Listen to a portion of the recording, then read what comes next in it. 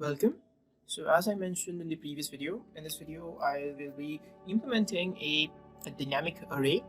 Now, uh, a thing I would like to mention before getting into it, this is going to be pretty complicated throughout the video, and it's going to be quite a long video because, as I said, we are not just trying to learn about the theory of the data structures, but also try to implement them in a efficient and in a more realistic approach in form of a library that we can use in for later projects. All right, so keeping that in mind, we'll need to design a lot of things. Okay, so yeah, it's going to be a pretty long and kind of complicated video, so stay tuned for that. Now also I'll be sharing some possible updates you might make to the library, and also the entire project is going to be open sourced on my GitHub page. I'll be providing the link to it on the video. You can see the link to the GitHub page on screen now. I'll also be placing the link down in the description. Right now, I'll be giving you some suggestions about certain functionalities at the end, which you can implement by yourself and contribute to the project if you want. All right, so let's get started. So basically, what we are trying to implement is something like the C++ standard libraries, standard template libraries, vector, right? It's going to be quite like vector. We'll be trying to mirror vector's API to quite some extent. Let's see that, right? So vector, what is vector basically? Vector is a dynamic array, so we use something like this. Okay, so integer. Now we will be actively using templates for that because again, we are trying to make something efficient and realistic, and templates are a must for that. All right, so yeah. Also, don't worry if you're not familiar with all these concepts, because not only I will be talking about building the dynamic arrays data structure and the implementation, but also I'll be talking about how the individual features I use in C++. So yeah, it will be a kind of C++ tutorial too. All right, so let's get started. So vectors. So we can say that a vector, and we have a say vector. And all right, so we have got a vector. We can say vector dot pushback. Vector dot pushback. Say something. There are like it should be an integer out here. There are several functions out there. Now, if you want to see the exact specifications for a vector, you can move on to some CPP doc site, and you can see all the list of functions. So for example, std. If I just Google std vector out here. All right, so you can see that here in cppreference.com, you can see all the the difference for the vector class. Also, you can see all the various member functions out there. Now we'll be implementing quite a lot of them. Now there will be some I'll be leaving as homework for you guys to try out. Also some that we'll be skipping for now. But all right, so we'll be implementing quite a lot of these functions. Okay, let's keep it open. Now let's go back to this. We'll be calling it a list because it's called a list it's a dynamic array, or it's called a list in Python, it's called a list in Java, it's called a list in C#. All right, so we'll call it a list. You can call it a vector too. So let's say list dot hpp. Now we can see our lists API will be very same to our vectors API. What I mean is we can just replace it by this my lists, remove that std, and replace it with our own namespace. It's very important to cover it up in a namespace of our own, because it's not a very good idea to letter the namespace of the user. Since we are trying to make it as a library, we should ideally wrap up everything inside our own namespace. All right, so I'm using my own initials of my name as a namespace out here. You can choose anything else. Okay, so you can see we've got our function out here. Now if I just want to print out that, say vec 0, let's print a new line out here. Let's compile it. Oh, sorry, G++.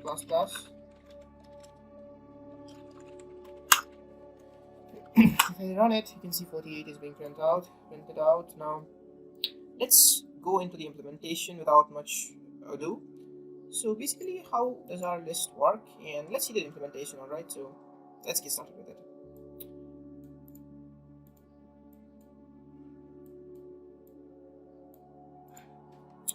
Alright, so we'll be needing some basic standard library includes.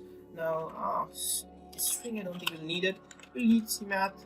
We'll need strings for things like memcopy, like memset, things like that. We'll need initializer list. Now, this is optional, but we'll be having the feature where we can initialize our list with the initializer lists with the of C++ initializer lists. So yeah, that will be a feature. So we'll need that. that's basically it. Now, I don't think we'll be needing anything else for now. Let's just try and implement it as we go. So we'll have our namespace. Again, wrapping up everything in a namespace is very important, because lettering out your own library specific functions and classes in the global namespace causes a lot of problems for the actual user of the library. So yeah, that's not something you should do. Now, vectors or dynamic arrays, we'll try and implement this in a way the actual standard library would do. Also, let's get into it first. Because first thing we need is something called the vector base. Vector itself is going to perform a lot of things, but it's better to have another class to perform things like the allocation of the memory, the deallocation of the memory, and stuff like that. All right, to actually hold the memory. So we'll be taking that as the base class, and we'll be inheriting that in our vector class or a list class, and we'll be using that parent class to actually store the data, to allocate the data, to free the data, the things like that. So it's going to be a helper class.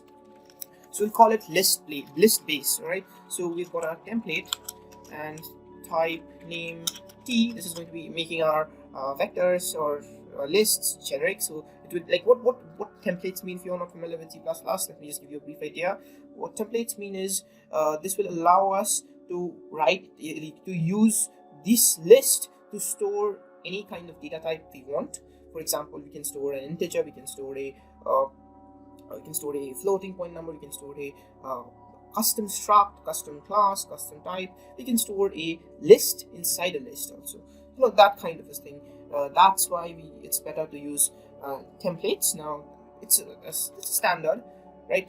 All the standard library functions in the STL, that is stands for standard template library, are somewhat template based. So you get the idea, right? Now, about the struct, for example, we'll have our struct. Rather, let's have a class, and it will be list base. Right? So we'll have our list base. Okay. Now we'll have certain definitions before we proceed. Like public. What we'll have is a type def, a few type defs. Now, what is the importance of that? Well, for what I mean is, let's say type def size t size type. What is the purpose of this?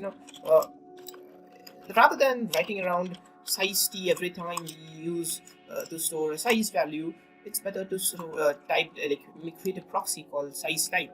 What will this help in? Well, we can just swap size t with some other variable, other type, whenever we want, and we don't have to change the code everywhere. And also, this is a good programming practice. All right, so let's follow it now. Also, we need some constants. For what I mean is, say a static constant size type and npos. What is that? It's meant to signify the it's not invalid. It's meant to signify an invalid position in the vector. All right, in the list. So that position is not valid. So usually you can say this as -1. Now, how this is a bit interesting. Now let's move on to the next variable, and we can get more to it. Right. Next type is max size. Maximum size for a vector. All right. So if you are familiar with programming and unsigned and signed integers, you might notice something strange out here. We are casting size, the size type is a proxy for size t. However, we are trying to store a negative value out here and casting it to size type. Alright, so what's going to happen? What's exactly going to happen? Let's just try in our code.cpp and see what exactly is going to happen. Alright, so let's say size t value equals to, again, size t cast -1. Alright, so we'll just do this, and I'm going to print out the value. Right, let's see what do you like. Wait a minute, pause the video, and guess what you expect to happen. Alright, done. Let's see. Alright, so you can see it's not -1 by any chance. It's not -1 by any chance. So what's happening out here is this -1 is getting wrapped around, because this is the maximum value the size t can store. Alright, this is the maximum value a size t can store. So what is happening is this value of -1 is getting wrapped around, and we're getting the maximum possible value. So -2, what do you expect with -2? Let's see that. Okay, val2, -2. What we expect is, again, if you pause for a while and try to guess, well, let me say that it's going to be one less than the maximum value. It's going to be one less than the maximum value. It's 5 out here, it's 4 out here. Now what's that? Because again, wrap around thing, you can understand the value is wrapping around once more, so it's -1. Now what's the point using it here in our light base, list base? It is that this n pose is signifying the maximum value of size t type. Now usually you won't have that big vectors, and the second thing is also, if you are having such a big vector, it's better to have something like you can just change. If you want to have bigger than that, you can just change size t with something more big, something like you want 28-bit integer, things like that. Now again, maximum size is 1 minus the n position -1, so it's the maximum size. Again, it's simple, right? So that's all the constants we need to have for this. Now these constants will be helpful for various places. Okay, let's keep that in mind. Now let's talk about the constructors. So constructors, we'll be having two constructors, because we don't really need a copy constructor out here, because we're not going to be copying our light bases, because we'll be implementing the copy constructor in our vector itself, a list class itself. So in a list base, we need only a default constructor and a constructor taking a size type size. Now again, it's better to say z. Now it's these. It will take a size type size. So okay, so what we do is we'll be allocating a list base with this size, and here we'll be just keeping a blank list base. All right, so that's it. Again, we need the allocator or destructor. All right, some protected functions now. Okay, we are done with the basic allocation stuff. Now we need some protected functions.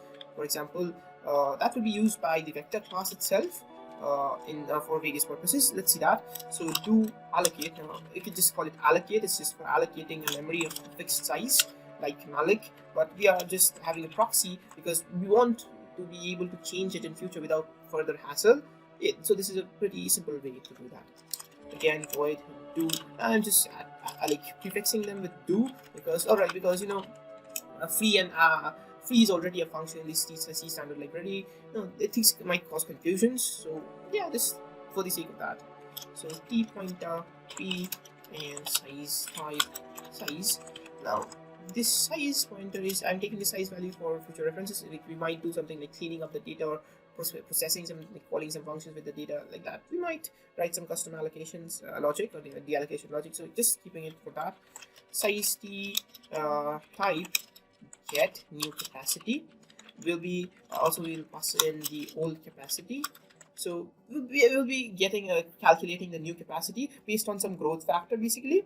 All right, so that's it about for this the protected functions. Now we'll be using some protected variables too. For example, the t data begin. Data begin is going to be, all right, let's have them all first. Data end and t pointer data true end. Right, so what are these three variables? This is the data begin is the actual pointer to the actual data we are holding, actual data of the list. All right, so I might just confuse and say list and vector interchangeably, but I'm meaning list right now. All right, so that's for now. Okay, so for the data end is just a pointer inside this data begin where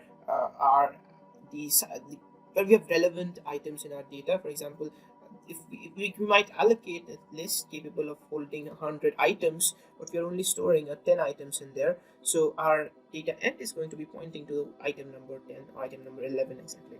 Now data true end is actual end of data. You can just calculate the data size with this.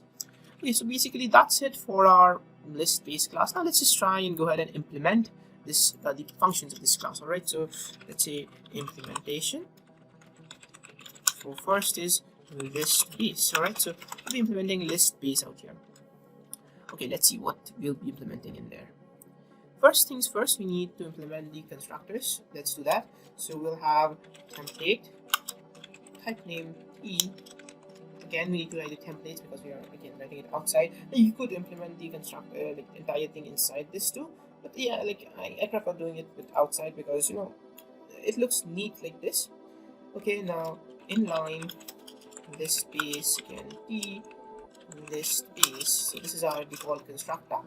Now in this we just need to initialize all the data variables. Say data begin with null pointer. Now all the three data variables with null pointer. Alright, so that's simple.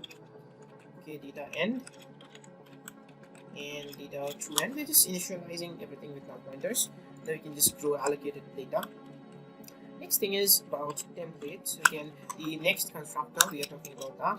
Type name will be the, again, inline. Also, if you notice, we are inlining every single thing, so it helps in efficiency a bit more sometimes, right? So this space, and we've got a size type, size.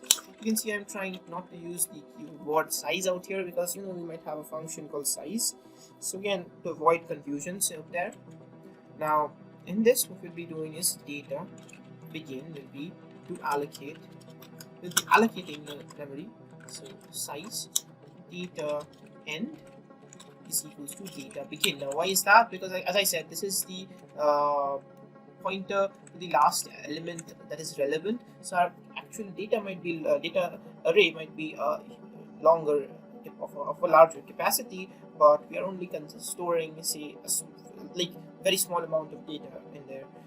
For the initialization case, we are storing nothing in there, so it's empty. So data true end is equals to data. Now this is the true end. This will be data begin plus step, or that is the size. So also you can see that we are using t pointer. These are t pointers, so we don't need to actually multiply with something like size of t, because we are using again t pointers, so pointer maths will take care of it. So we have done our two constructors. Now about a destructor, again we'll have to do it with our template type name, the regular thing. I'll be copying this line because we'll be using this way too much. Alright, so inline again, list base t. Okay, so we'll be implementing our destructor out here.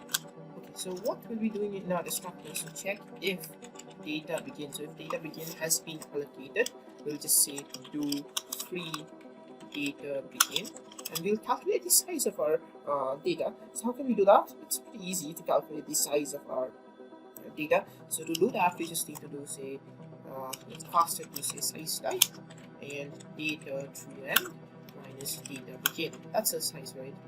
The data true end minus data begin. So we've got our vectors out here. Next thing is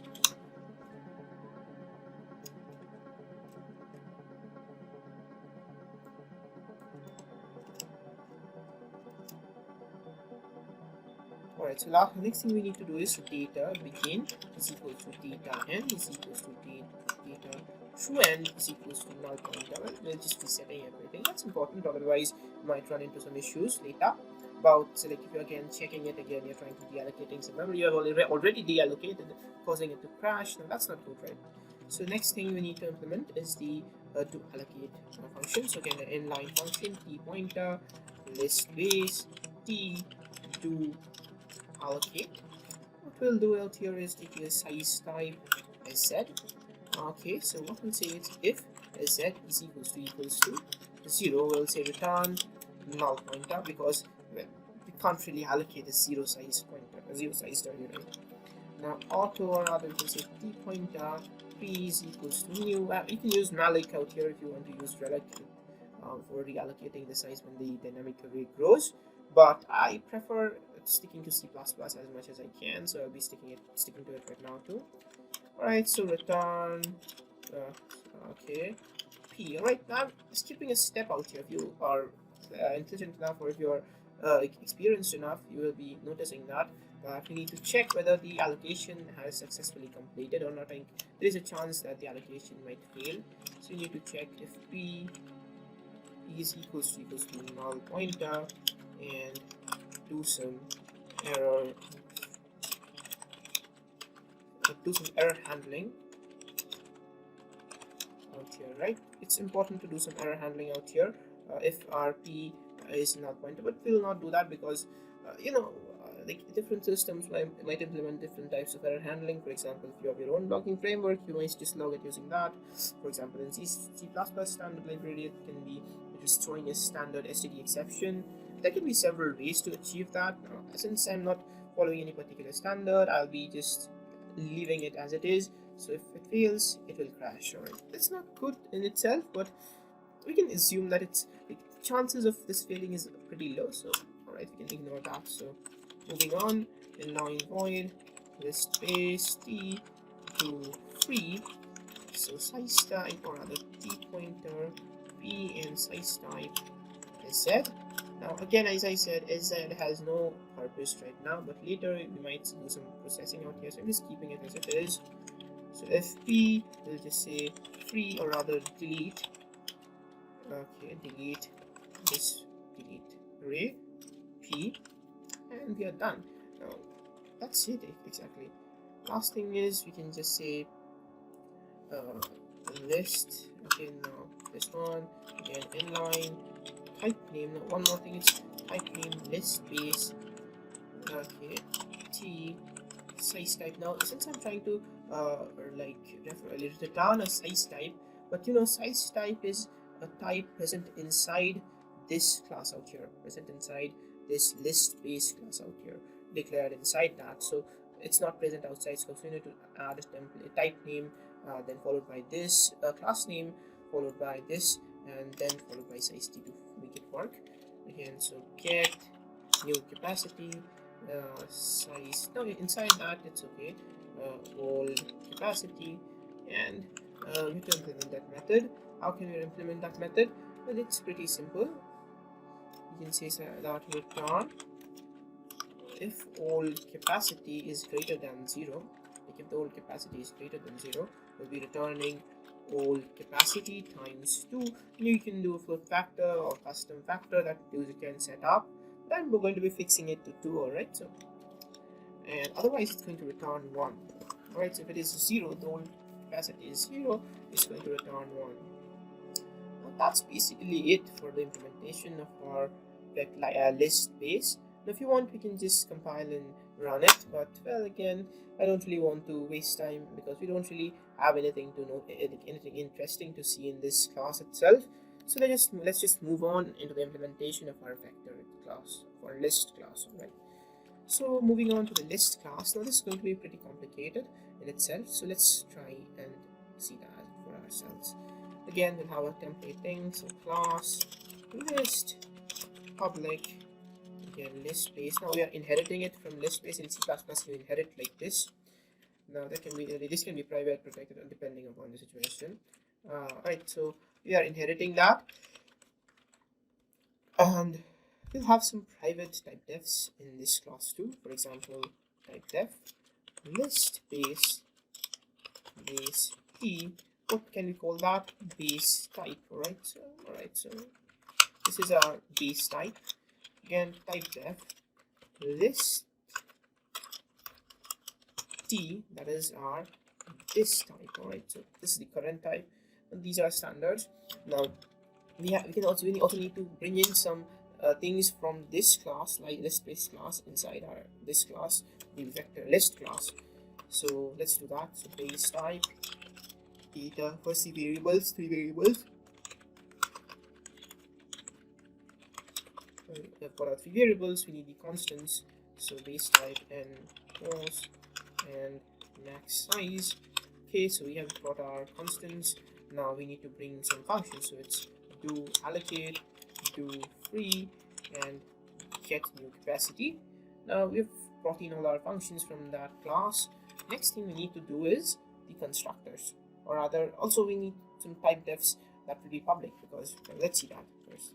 That's better. Okay, so firstly you need to have a type def. Now these are literally very silly type defs, but you know that's very helpful in certain cases, you know.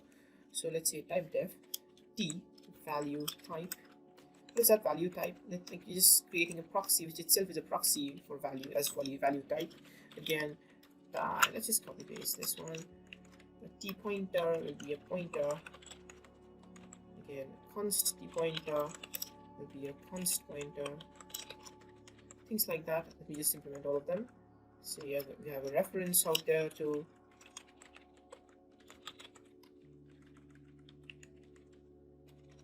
We've got a reference, we've got a const reference. Now these will be used throughout our program, alright, so this is important. These are going to be making things a bit more easy to read and simple to understand for certain cases. Alright, so iterator. Now ideally you should have a reverse iterator too, but I'm trying to avoid it for now. It's something you can try to implement it yourself. So we'll have a const iterator.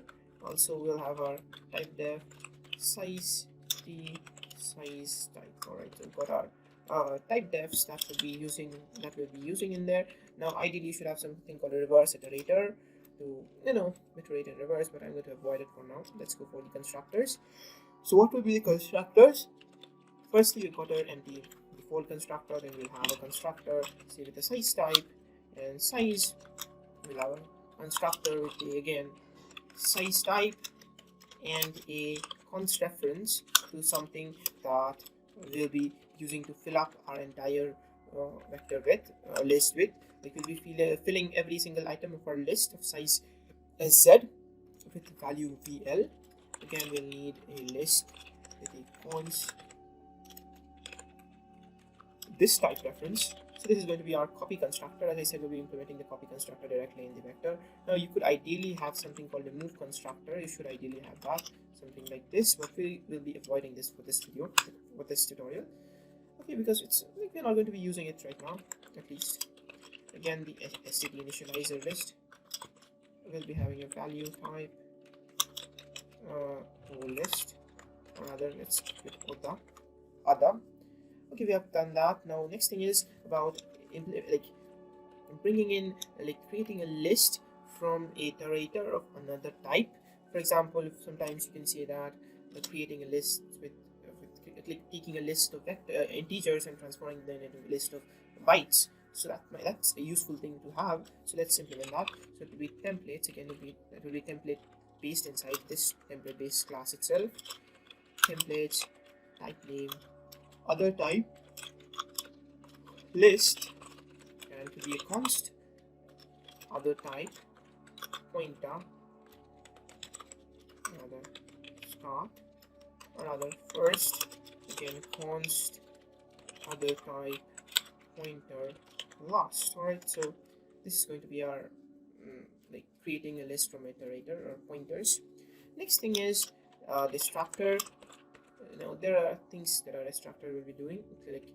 Now you might be wondering, since we are already freeing the memory inside our list base class, why do we need a destructor? Well, we'll be using it for things like I'll be coming to that a bit later. Alright, so this type again, the reference to the current pointer. So operator will be overloading a certain operators for our own convenience.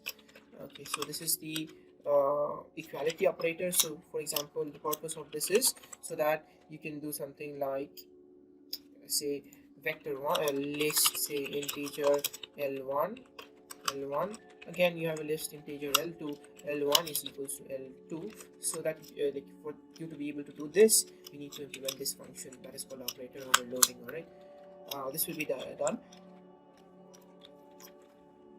Okay, we are done this. Now we also will be supporting a initializer list. So std initializer list, value type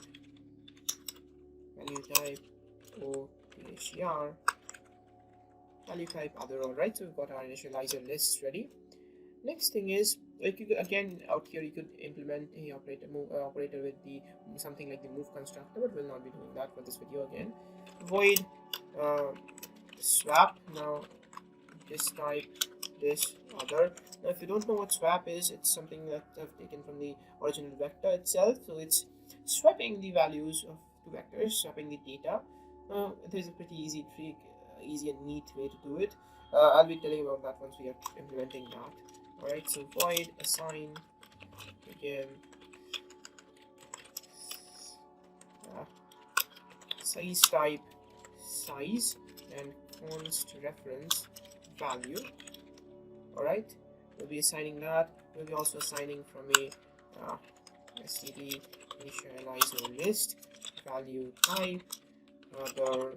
Also lastly a template type name t. Okay, void assign. Okay, this will be other type again, other type const other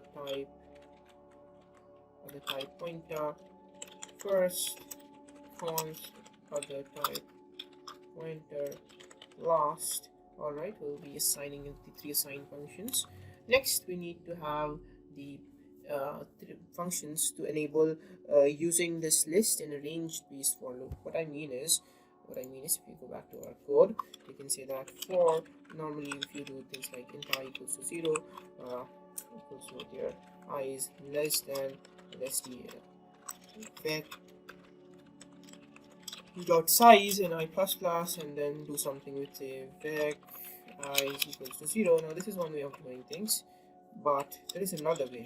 For that's called range based for loops. Auto I, let's say we are just say my std coat, just spacing out. We're just printing it out with spaces. Now you could do the same thing with much less code, with something like vec, and the statement out here will be out here like this. This is called a range space for loop, this thing.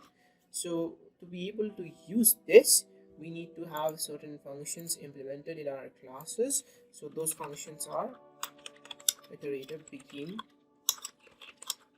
const iterator begin. Now we need to have the normal as well as the const versions of these functions. Now this is quite literally from the C++ vectors reference itself.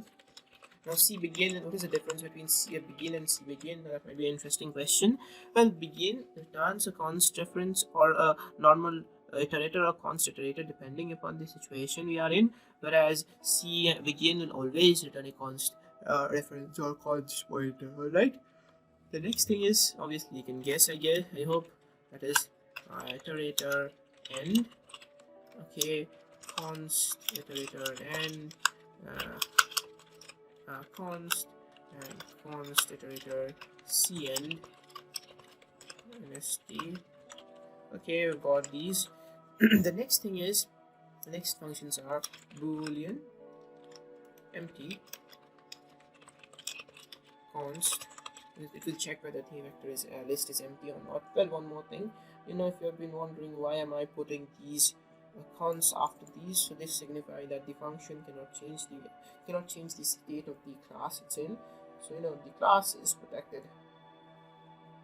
Okay, so the next thing is size type, size const capacity. Will also need capacity. Also need some functions called void resize, size type as said, const reference val, again one without the const reference one. Or you can also do something like like this with the default parameter, but again I'm using two separate functions out here for the same thing. Okay, we've got our resize function out there. Now we need something called reserve size type. As said, it's going to allocate, make sure that at least that much memory has been allocated for this vector. Alright, so we need a pointer data, again pointer, const pointer, depending upon the situation it will be const or normal. Reference operator, this operator. Now this operator will help us take element of handle individual elements of the vector, like an array, for example list int lst. We can say that list 5, if we have got enough size, is equals to 6, right? So we can change the things like that. You can access variables like that, so that's useful. So again we need to have that, so it will be size type n, again a const version,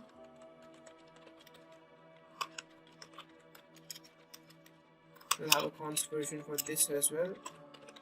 Okay, the next thing is I can just copy this. It should be something called at. Alright, so that's it about this. Now we'll also have one more thing called, let's copy this again. Okay, now this will be something called back. Again back, Okay, now back won't take any parameters. Alright, back is not going to take any parameter, it's going to return the last element that has been inside the vector or list, whatever. Reference back. Next we need some functions called void pushback. So we have got our const reference value. Okay, we've got reference pushback. We've got our void. These are methods from the C++ standard libraries vector that I cloned. Now this is interesting. The next thing is void clear. Right, so we are done with the class representation.